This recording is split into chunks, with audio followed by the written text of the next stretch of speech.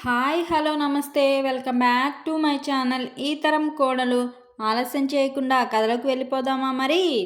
మీ నాన్నగారికి కూడా వారి పేరు తెలిసే ఉంటుంది. అందుకని ఈ ఉద్దేశం స్ఫురణకు రాగానే మా నాన్నగారి చెవినే ఈ మాట వేశాను. ఇది చాలా బాగుందని ఆయన సంతోషించి ఈ సందనానికి కావలసిన దోహదం అంతా ఆయన నిమిషాల మీద చేశారు. పర్యవసానం ఈ సాయంత్రం తాంబూలాలు పుచ్చుకోవడం కూడా జరుగుతుందేమోనని నా అనుమానం. దీనినే కాబోలు మన వాళ్ళు ఘటన అంటారు. లేకపోతే చిన్నపిల్లను చేసుకోకూడదని నీ దృఢాభిప్రాయం నాకు తెలుసు. ఇది వరకు వచ్చిన సంబంధాలు వదులుకోవడానికి ఇది కూడా ఒక కారణమని విన్నాను. ఈవేళ ఈ బొమ్మను చూడగానే నీవు ఆ సంగతే మరిచిపోయావు కదూ. ఏ కారణము చేతనైనా మీ నాన్నగారు దీనికి అంగీకరింపకపోతే నీవు ఊరుకుంటావా? నిజం చెప్పు. ఇది వారికి నచ్చుతుంది. వివాహము జరుగుతుంది. ఈ అమ్మాయి నీకు దైవం ఇచ్చిన భార్య అవుతుంది. నాకెంత సంతోషంగా ఉందో చెప్పలేను. ఈ ఘటన ఉన్న చోట మన ఆలోచనలు, మన ఆశయాలు, మన పట్టుదలలు అన్నీ తారుమారవుతాయి అంటుంటే చాలేవోయి, ఇంకా నీ వేదాంతం కట్టిపెట్టు అన్నాను లేని కోపం అభినయిస్తూ. ఇలా సుమారు 11 గంటల వరకు కబుర్లు చెప్పుకుంటూ ఆ తరువాత ఆత్మారాముణ్ణి సంతృప్తిపరిచి భుక్తాయాసం తీర్చుకున్నాము. సరిగ్గా 2 అయ్యేసరికి మమ్మల్ని తయారవ్వమని అచ్యుతరామయ్య గారి దగ్గర నుంచి కబురు రానే వచ్చింది. మేము ఒక్క అరగంటలోనే అచ్యుతరామయ్య గారింటికి చేరుకున్నాము. అప్పటికి మా నాన్నగారు వచ్చినట్టున్నారు. ముందు సావిడంతా ప్లీడర్ గారి స్నేహితులతో సందడిగా ఉంది. అన్నీ నిశ్చయమైనట్లే. గుమ్మానికి తోరణాలు కట్టించారు. మా రాకకై కనిపెట్టుకున్నట్టు వీధిలో 2 పెద్ద మనుషులు నిలబడి మేము బండి దిగగానే మమ్మలను సాదరంగా లోపలకు తీసుకువెళ్లారు. ముందు సావిట్లో మిత్రులతో మాట్లాడుతున్న అచ్యుతరామయ్య గారు మాకు ఎదురు వచ్చి కరచాలనం చేశారు. అక్కడ కూర్చున్న వారందరూ మందహాసంతో లేచి నిలబడ్డారు. మేము అచ్యుతరామయ్య గారితో లోపలకు వెళ్ళాము. మా నాన్నగారు చిరునవ్వుతో నన్ను పలకరించారు. ముందు మాకు పలహారాలు అందివ్వబోయారు.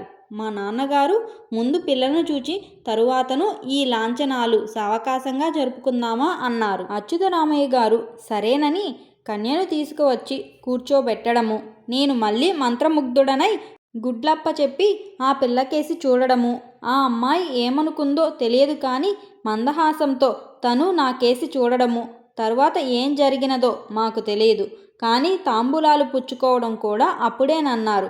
మాటలేం జరిగినాయో నాకు తెలియదు. రాజు నవ్వుతూ నా వెర్రిమొహం చూస్తూ కూర్చున్నాడు. అచ్యుతరామయ్య గారు వచ్చి నా మెడకు జామరు కప్పి నా చేతిలో తాంబూలం పెట్టడంతో మెలకువ వచ్చి ఇదేమిటన్నట్లు తెల్లబోయి చూశాను. మా నాన్నగారు ముసిముసి నవ్వులు నవ్వుకున్నారు. ఇంతలో అచ్యుతరామయ్య గారు వారికి అమూల్యమైన జరీ చాపు కప్పి తాంబూలం అందించారు. అక్కడున్న వారంతా కరతాళ ధ్వనులు చేయకపోయినా అంతా ఉత్సాహం వ్యక్తపరిచారు. పెళ్లికూతురు వైపు చూడబోతే అక్కడ నాకు పున్నమి చంద్రుడు కనపడ్డాడు. ఆ చంద్రబింబాన్ని మైమరిచి చూస్తుండగానే ఆశీర్వచన పసనామ చెవిన పడడం, అక్షింతలు మీద అన్ని వైపుల నుంచి పడడం జరిగింది. అచ్యుతరామయ్య గారు ఆయన భార్య ఎంతో ఆనందంలో నా దగ్గరకు వచ్చి అక్షింతలు వేశారు. మా నాన్నగారు కూడా దగ్గరకు వచ్చి ఎంతో ఆనందంతో ఆదురతతో ఆశీర్వదించి అక్షింతలు వేశారు. ఆయనను చూస్తే నాకు కళ్ళు తడిసినాయి. నేను లేచి ఆయనకు పాదాభివందనం చేశాను. ఆయన ఒక్కసారి నా భుజం మీద చేయి వేసి దగ్గరకు తీసుకున్నారు. అత్తమామలకు కూడా పాదాభివందనం చేశాను. మా అత్తగారి ముఖంలో ఆనందం తాండవిస్తుంది. వచ్చిన బంధువులకు మిత్రులకు చందన తాంబూలాదులు అందించారు. వచ్చిన వారంతా ఒకరొకరే ఇంటి ముఖం పట్టసాగారు. 2 నిమిషాల్లో హాలు ఖాళీ అయింది. నేను, రాజు, మా నాన్నగారు మటుకు మిగిలాము. అచ్యుతరామయ్య గారు లేచి మా నాన్నకు పాదాభివందనం చేసి, శాస్త్రులు గారు, నా ఆనందాన్ని వర్ణించలేకుండా ఉన్నాను. మమ్ములను ధన్యులను చేశారు.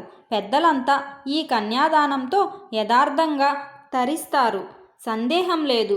మా అమ్మాయి జాతకం చాలా మంచిదని, అది చాలా అదృష్టవంతురాలని, తాను సుఖపడి ఇతరులను సుఖపెట్టగలదని సిద్ధాంతులు చాలామంది అనేవారు. నేనది యథార్థమేనని సంతోషిస్తున్నాను. ఇదంతా తలవని తలంపుగా ఊహించలేనంత వేగంతో క్రియాసిద్ధి కావడానికి కారకుడు మా రాజు, మీ పార్వతీశం స్నేహితుడు. దైవఘటన అంటే ఏమిటో ప్రత్యక్ష నిదర్శనం ఇక్కడ చూడలేదు.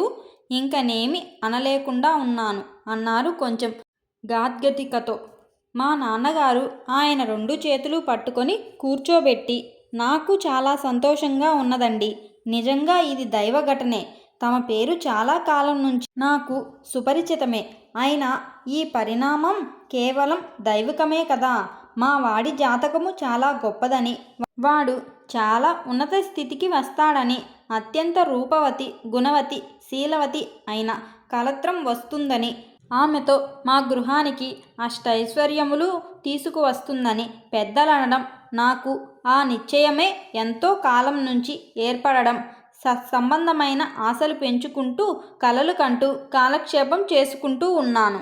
ఈనాటికి తమరు నిన్న రాత్రి వచ్చి మీ అభిప్రాయం వ్యక్తము చేయగానే ఈనాడిక్కడికి వచ్చి లక్ష్మీ తాండవిస్తున్న మీ అమ్మాయి ముఖం చూడడంతోనే నా కలలన్నీ నిజమయ్యాయని, నా తపస్సు ఫలించిందని ఎంతో ఆనందించానో చెప్పశక్యం కాదు. అన్నిటికంటే విశేషం మా వాడికి చిన్న పిల్లను చేసుకోవడం, రజస్వల కాని పిల్లను చేసుకోవడం సుతారము ఇష్టం లేనట్లు నాకు తెలియపరిచాడు. ఈనాడు మీ అమ్మాయిని చూడడంతోటే వాడి సందేహాలన్నీ, అభ్యంతరాలన్నీ గాలితో ఎగిరిపోయాయి. ఆ అమ్మాయి చూపులకు వశుడైపోయాడు. నిన్న సాయంత్రం మా వాడు ఒంటరిగా చూడడానికి వచ్చినప్పుడు ఆ అమ్మాయి పేరు గాని, వయస్సు గాని, చదువును గురించి గాని ఏ ఒక్క ప్రశ్న వేసి ఉండడని నా ఊహ అని నాకేసి తిరిగి, ఏమిటి అబ్బాయి, నేనన్నది నిజమేనంటావా అన్నారు. ఈ అనుకోని ప్రశ్నకు నేనానందంతో ఉక్కిరిబిక్కిరై సిగ్గుతో పెళ్లికూతురులా తల వంచుకొని ఏ మాటా చెప్పలేకపోయాను. నా బదులు నా కాబోయే మామగారే తమ ఊహంతా సరైనదేనని అన్నారు మందహాసం చేస్తూ. నేనీ సంభాషణ ధోరణికి కొంచెం ఇబ్బంది పడుతూ, ఇది మార్పించవలననే ఉద్దేశంతో, మా అమ్మ రాకపోవడం ఏమీ బాగుంది కాదు, నాకెంతో వెలితిగాను ఇబ్బందిగాను ఉన్నది అన్నాను మా నాన్నకేసి చూస్తూ. ఓయ్ వెర్రివాడా, మీ అమ్మను శ్రమ పెట్టడం ఎందుకు? 2-3 రోజులలో మీకు కాబోయే మామగారు, అత్తగారు తమ కుమార్తెతో సహా ఇతర బంధువులతో సహా మన ఇంటికి వచ్చి అక్కడ కూడా తాంబూలాలు ఇస్తారు. అప్పటికి గాని మీ అమ్మకు తృప్తిగా ఉండదని ఈ ఏర్పాటు చేశాను. నీకు సంతోషమే కదా అన్నారు. నా ఆనందానికి మేరలేదు. మా నాన్నగారు లేచి, బావగారు, ఇంక నాకు సెలవిప్పించండి. నేను వెంటనే బయలుదేరకపోతే రాత్రికి ఇల్లు చేరుకోవడం కష్టమవుతుంది అన్నారు. అచ్యుతరామయ్య గారు, తమరంత తొందరపడవలసిన పని లేదు. తమరు పాద ప్రక్షాళనాధికములు ముగించుకొని పలహారం తీసుకొని వెడుతురుగాని, మిమ్మలను ఇక్కడకు తీసుకువచ్చిన మోటారు కారు మళ్ళీ తీసుకువెళ్ళి క్షణంలో మీ ఇంటి దగ్గర మిమ్మల్ని దిగవిడిచి వస్తుంది అన్నారు. మా నాన్నగారు నవ్వుతూ, అయితే ఇకనేం సంబంధం అనుకున్న క్షణం నుంచి మాకు వాహనయోగం పట్టిస్తున్నారన్నమాట. ఈయనైతే అస్తమానము మేము కారు ఎక్కి తిరగడము, మా కారు కూతలతో అందర్నీ హడలగొట్టడము తప్పదన్నమాట అన్నారు. అందరము విరగబడి నవ్వేము. మా నాన్న అంత చమత్కారంగా మాట్లాడతారని నేను ఎన్నడూ ఎరుగను. త్వరలో పలహారాలు ముగించుకొని మా నాన్న బయలుదేరుతూ, నాయనా, నువ్వు వస్తున్నావా, లేక ఇంకో పూట ఆగి మరో మాటు పెళ్ళికూతురుని చూసి వయస్సు వగైరాలు కనుక్కొని మరీ వస్తావా అన్నారు నవ్వుతూ. నేనేమి సమాధానం చెప్పలేక పొంగి పొరలి వచ్చే ఆనందాన్ని ఆపుకోలేక తలవంచుకొని నిలబడ్డాను. మా నాన్నగారు నా అభిప్రాయం గ్రహించి, సరే నీ ఇష్టం, నీ వీలు చూసుకొని పెళ్లి వారితో కాకుండా 2 పూటలు ముందుగా రా. కావలిస్తే వారు మన ఊరు నుంచి వెళ్ళేటప్పుడు వారితో కూడా వెళ్ళి వారిని దిగిపెట్టి రావచ్చు అంటూ అచ్యుతరామయ్య గారు వెంటరాగా గబగబా వెళ్ళి వాకిట్లో ఉన్న కారులో కూర్చున్నారు. వెంటనే కారు బయలుదేరి వెళ్ళిపోయింది. మా నాన్నగారు వెళ్ళగానే నేను, రాజు అచ్యుతరామయ్య గారి దగ్గర సెలవు తీసుకొని వెళ్ళిపోయాము. ఇంటికెళ్ళబుద్ధి కాలేదు. ఊరంతా ఏ పని లేకుండా, ఏ ఉద్దేశము లేకుండా, అట్టే సంభాషణ కూడా లేకుండా వీధులన్నీ బలాదూరు తిరిగి ఏటి ఒడ్డున కూర్చున్నాం. మామూలు చోటనే చతికిల పడ్డాము. కొన్ని నిమిషాలు మౌనం అయిన తరువాతను, నీకీ ఆలోచన ఎందుకు వచ్చింది రాజు అన్నాను. ఎందుకంటే ఏం చెప్పను, ప్రత్యేక కారణం ఏమీ లేదు. నీవిలా చిన్నపిల్లను చేసుకుంటావా అనే సందేహం నాలో కలగకపోలేదు. మీ నాన్నకు నీకు ఈ విషయంలో పెద్ద ఘర్షణ జరగక తప్పదు కాబోలు. అది ఎలా వారించడమా అనుకుంటూనే ఉన్నాను. మొన్నను హఠాత్తుగా మా ఇంటికి ఎవరో వచ్చి మా నాన్నగారితో మాట్లాడుతూ మాటల మధ్యను అచ్యుతరామయ్య గారి కూతురికి వివాహ ప్రయత్నం చేస్తున్నారని, త్వరలోనే ఏదో ఒక సంబంధం నిశ్చయించుకొని వివాహం చేస్తారని అనుకుంటున్న మాటలు చెవిన పడ్డాయి. ఆయన వెళ్ళిన తరువాతను నాకు మెరుపులా ఈ ఆలోచన తోచింది. మా నాన్నగారితో ఈ ప్రశంస చేశాను. ఆయన కూడా ఎంతో సంతోషించి వారం రోజుల నుంచి ఈ అబ్బాయి ఇక్కడ ఉంటున్న మన ఇద్దరికూ కూడా ఈ ఆలోచన కలగకపోవటమేమిటి? చాలా చిత్రంగా ఉంది. అయినా ఇప్పుడు మించిపోయిందేమీ లేదు. శుభస్య శీఘ్రం అన్నారు. అనడం తడవుగా వెంటనే చొక్కా తొడుక్కొని కండువా పైన వేసుకొని పరిగెత్తారు అచ్యుతరామయ్య గారింటికి.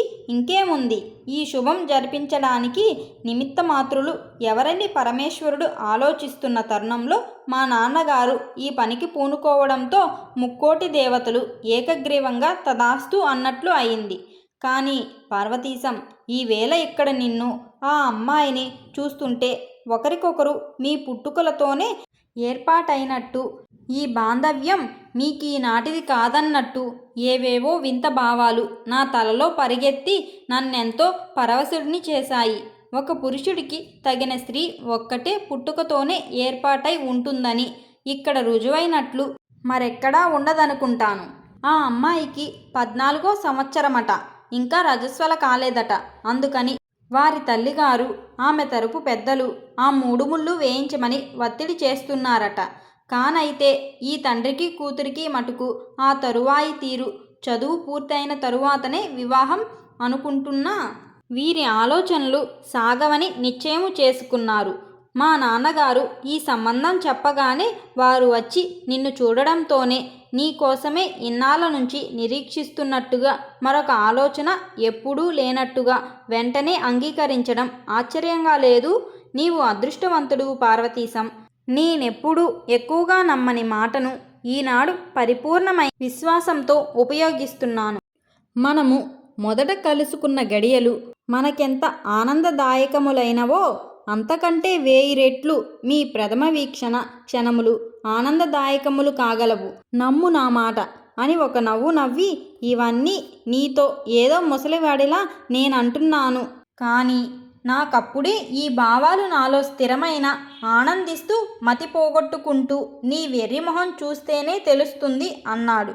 నేను లేచి ఒక్కటి తగిలిద్దామనుకున్నాను. నా ఊహ కనిపెట్టినట్టు చటుక్కన లేచి పరిగెత్తాడు రాజు. నేనతన్ని అనుసరించక తప్పలేదు. మరుసటి నాడు సాయంకాలానికి మా ఇంటికి వెళ్ళిపోయాను. ఇంటికి వెళ్ళగానే మా అమ్మ వాకిట్లోకి పరిగెత్తుకొని వచ్చి నాకు దిష్టి తీసి కాళ్ళు కడుక్కోమని నన్ను దగ్గరకు తీసుకొని చిన్న పిల్లవాడిలా ముద్దెట్టుకుంది. ఆమె కంట ఆనంద బాష్పాలు కారినాయి.